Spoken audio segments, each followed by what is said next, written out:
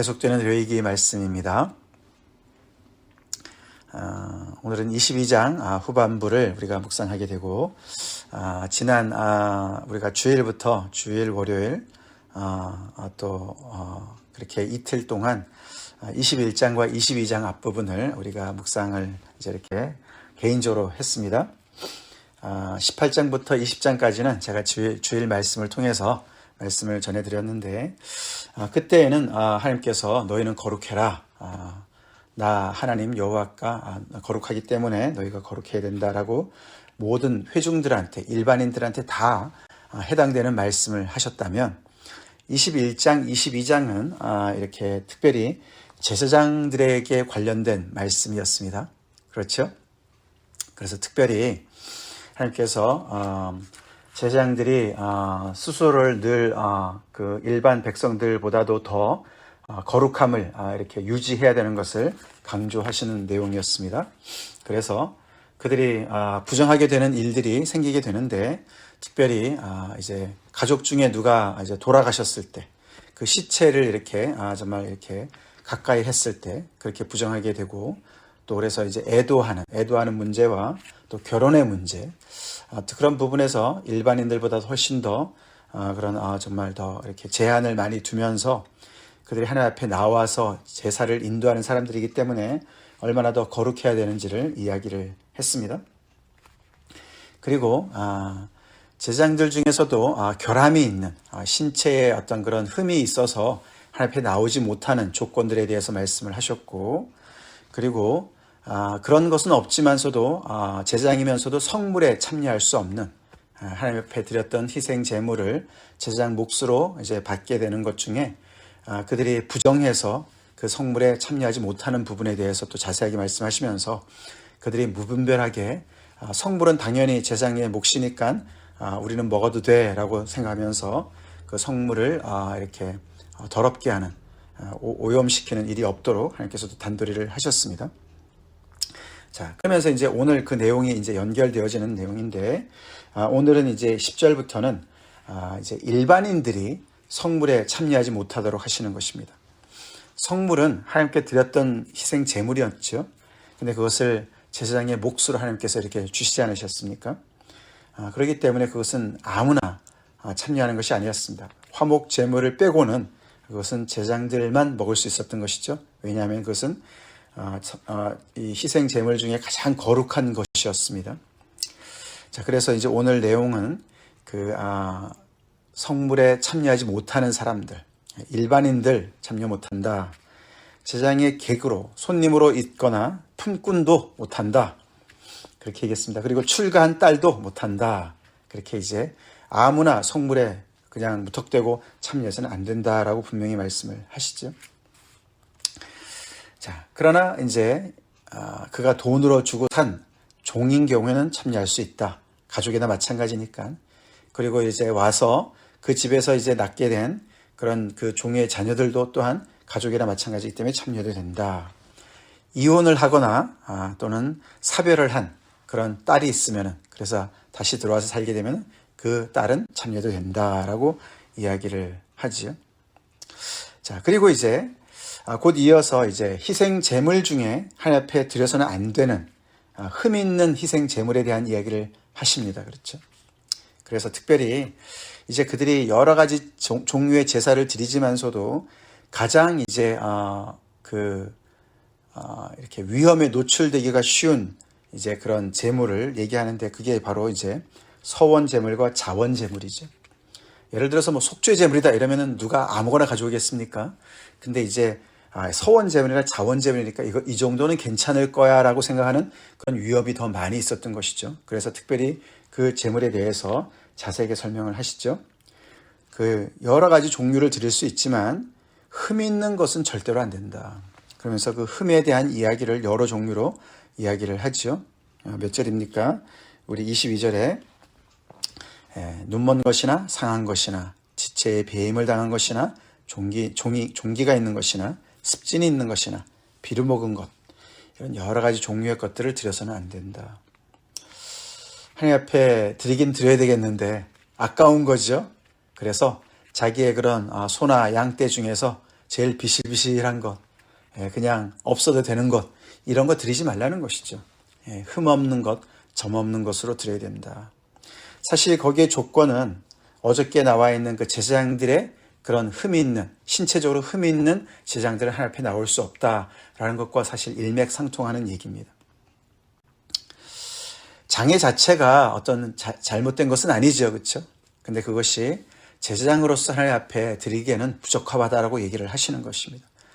그래서 장애를 가지고 태어난 제사장들은 하나님 앞에 제사를 드릴 수는 없었어요. 그렇지만 그들은 부정하지는 않았습니다. 그렇죠? 그들은 장애를 가지고 있었지만서도 하나님의 그런 이 성물에는 참여할 수가 있었습니다. 그러나 몸이 온전하더라도 하나님 앞에 나와 제사를 드릴 수 있는 사람이라 할지라도 그런 부정한 경우에는, 그렇죠? 부정한 경우에, 더러워진 경우에는 성물에 참여할 수가 없었습니다. 그런 상태에서 성물에 참여하게 되면은 그들은 끊어지는 그런 정말 엄청난 그런 벌을 받게 됐죠. 자, 그러면서 이제 여러 가지 종류를 이렇게 얘기하시면서 하나님께서 18장부터 20장까지는 온 백성들의 그런 거룩함에 대해서 얘기를 하시고, 이제 21장, 22장에서는 제사장들에 대해서, 그리고 그들이 드리는 성물에 대해서, 제물에 대해서, 그리고 그들이 먹는 성물에 대해서, 그들이 정말 모든 것들이 더 거룩함에 대해서 정말 분명한 인식을 가지고 하나님 앞에 제사를 드리기를 이렇게 원하시는 것을 볼 수가 있습니다. 자, 그러면서 이제 이어서 나오는 것이 거기 뒤에 보면은 좀 더 자세한 얘기가 나오죠. 27절에 소나 양이나 염소를 이제 드릴 때에 어린 것들을 드릴 수는 있지만 2대를 지나서 드려야 된다. 어미랑 같이 있을 때 2대 동안, 7일 동안은 같이 있는 다음에 어느 정도, 그래서 이제 완전히 그런 첫 태생으로 금방 태어난 어떤 그런 동물로서 어느 정도는 시간이 지나서 하나님께 드려야 된다라고 얘기를 하고, 그 다음에 어미와 새끼를 한 날에 드리지 말아라 라고 말씀을 또 자세하게 말씀하십니다. 자, 이런 모든 이야기를 이제 자세하게 설명을 하시는 거죠. 마치 어떻게 보면은 거룩함에 대해서 배우는, 이제 걸음마를 떼는 이 백성들한테 너무나 상세하게 자세하게 모든 면에서 설명을 다 해주시지 않으십니까? 앞부분에 대해서는 성소에, 그죠? 성막 앞에서 어떻게 거룩해야 되는 건지, 제사장들은 어떻게 해야 되는 건지, 이런 이야기를 자세하게 말씀하시고, 이제 후반부에 와서는 이스라엘 백성들 삶 속에서, 그들의 구체적인 삶 속에서 어떻게 그들이 거룩함을 이루어야 되는지를 설명하시고, 이제 제사장들에 대해서도 자세하게 설명을 하십니다. 자, 그러면서 그들이 하나님의 거룩하심을 범치 않도록, 더럽게 하지 않도록 하나님께서 단도리를 하시는 겁니다. 그만큼 하나님께서 정말 이 죄 많은 이 이스라엘 백성들 안에 거하기를 원하시는 거죠. 그렇죠? 하나님의 거룩하심이 위험에 노출될 수 있는 그런 위험 부담이 있음에도 불구하고 이렇게 정말 여러 가지를 자세하게 설명하시면서조차도 그들에게 가까이 가시기를 원하시는 그런 마음을 우리가 읽어야 되겠습니다. 그래서 하나님께서 오늘 말씀에서도 앞에 18장과 20장에서 나왔듯이 또 이렇게 그들에게 여러 가지로 권면을 하시는 내용이 나오죠. 특별히 거기 31절부터 보시면은 너희는 내 계명을 지켜 행하라. 나는 여호와이니라. 나는 여호와이니라는 단어가 또 나오죠. 그 구절이 또 나옵니다. 너희는 내 성호를 속되게 하지 말라. 내 이름을 욕되게 하지 말아라. 나는 이스라엘 자손 중에서 거룩하게 함을 받을 것이니라. 그래서 너희를 택한 것이다. 내가 너에게 가까이 왔다고 너희가 나를 가볍게 여기고 우습게 여기고 너네 습관대로, 너네 생각대로 나를 대하지 말아라. 그렇게 해서 내 이름을 욕되게 하지 말아라. 내가 이런 위험 부담을 다 가지고 너희들이 나를 욕되게 할 수 있는 그런 위험 부담을 내가 다 알고 있으면서도 이렇게 정말 너희 앞에 가까이 왔고 이렇게 많은 부분에서 어떻게 해야만 너희들이 내 거룩함을 정말 범하지 않을 수 있는지를 다 가르쳐 줬는데 그것을 너네가 잘 지켜서 행해서 내 거룩함을 잘 너네가 지켜야 된다. 내 이름을 너네가 높여야 된다 라고 말씀을 하시는 것이죠. 자, 그러시면서 나는 이스라엘 자손 중에서 거룩하게 함을 받을 것이니라. 나는 너희를 거룩하게 하는 여호와요. 그래서 너희가 거룩해야 된다라고 명령하시면서도 동시에 내가 너희를 거룩하게 할 거야. 거룩하게 만들 거야. 하는 강력한 하나님의 결연한 의지를 나타내십니다.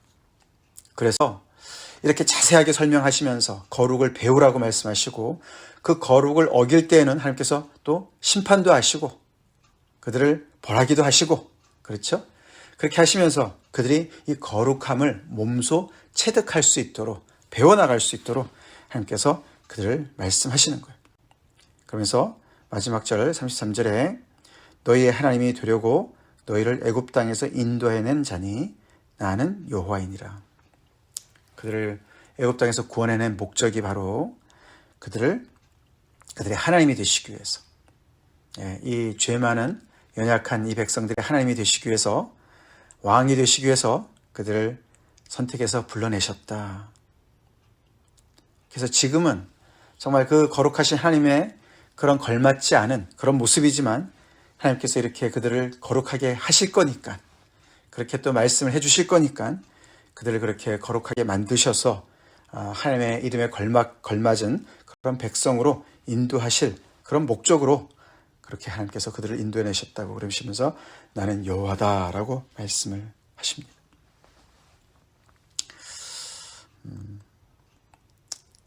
그래서 하나님은 참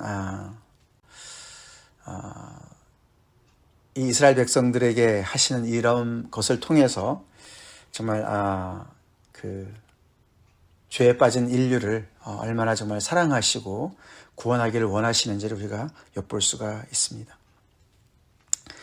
그래서 백성된 입장으로서는 정말 이 너무나 세세한 많은 내용들, 이 이야기들, 그렇죠? 정말 다 숙지하기도 어려운 이런 이야기들. 머리가 나쁘면 못할 것 같지 않습니까? 그렇죠? 근데 분명한 것은 이것은 어떤 그런 머리의 문제가 아니고 IQ의 문제가 아니고 마음의 문제였습니다. 아멘? 마음의 문제였어요. 그런 하나님의 마음의 중심을 잘 받아들이고 이해를 하고 이런 하나님께서, 이렇게 거룩하신 하나님께서 정말 우리를 구원하시고 당신의 백성을 만드시고 당신의 소유가 되게 하시기 위해서, 제사장 나라가 되게 하시고 거룩한 백성이 되게 하시기 위해서 이렇게 위험 부담을 안으시면서까지 우리한테 가까이 오시는구나. 내가 무슨 일이 있어도 하나님의 이름에 먹칠하지 말아야지. 그 하나님의 성호를 높여야지.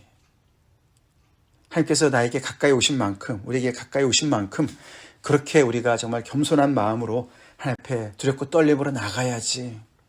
이 하나님을 정말 말씀에 순종해야지. 더 나아가서 사랑해야지. 그런 마음이 중요했던 줄로 믿습니다. 그렇죠? 그런 마음이 있었다면은 이런 자세한 말씀 가르쳐 주시는 하나님의 말씀의 하나하나가 너무너무 소중하게 생명같이 느껴졌을 거예요. 그렇지, 이런 때는 이렇게 해야지. 모르면 제사장한테 물어봐야지.